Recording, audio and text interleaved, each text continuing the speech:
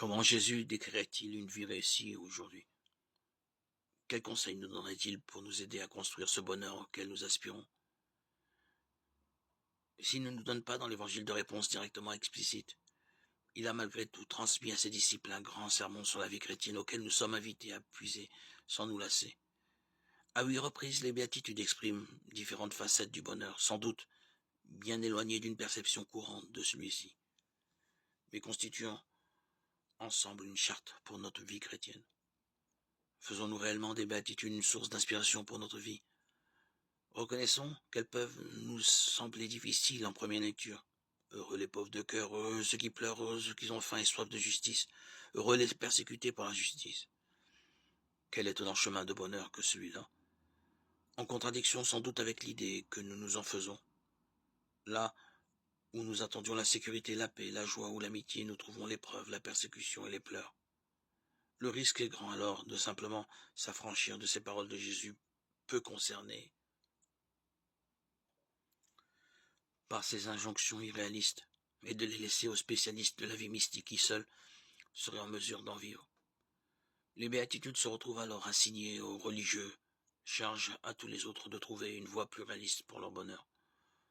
Moins radicalement, il y aurait aussi une façon de les comprendre de manière exclusivement spirituelle, c'est-à-dire un peu lointaine et abstraite, de telle sorte qu'elle manquerait d'orienter concrètement notre choix de vie. Les béatitudes manifestent en réalité le renversement profond que Jésus est venu apporter dans les valeurs qui guident nos vies. Il n'est pas question ici de réussite personnelle ou d'accomplissement, mais plutôt d'une voie d'humilité et d'abandon. Cette proposition ne trouve son sens que dans un horizon plus large que cette seule vie. Les promesses attachées aux béatitudes renvoient à un futur qui dépasse cette vie. Ils seront appelés fils de Dieu et verront Dieu.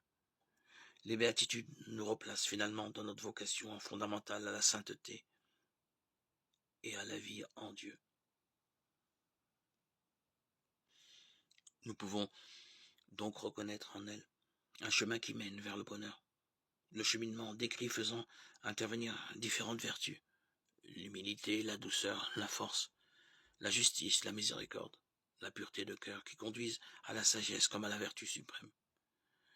Les béatitudes se présentent alors comme une voie d'intériorisation de la loi qui n'est plus simplement un ensemble de préceptes extérieurs, mais l'œuvre de l'Esprit Saint répandue dans nos cœurs.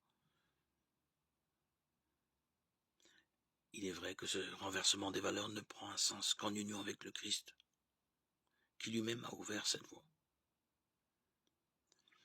Nous sommes tous invités à nous nourrir de ce sermon de Jésus, parce que les béatitudes ne sont que la description d'un visage, son visage.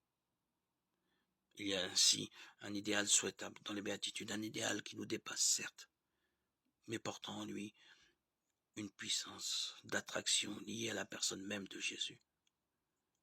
Le premier à les avoir vécues, qui continue de nous inviter à nous mettre à sa suite. Elle reste un chemin d'humilité, parce qu'elle nous semble bien difficile à vivre. Mais notre foi nous assure que les grâces dont nous avons besoin nous sont toujours données pour qu'elles puissent transformer nos vies.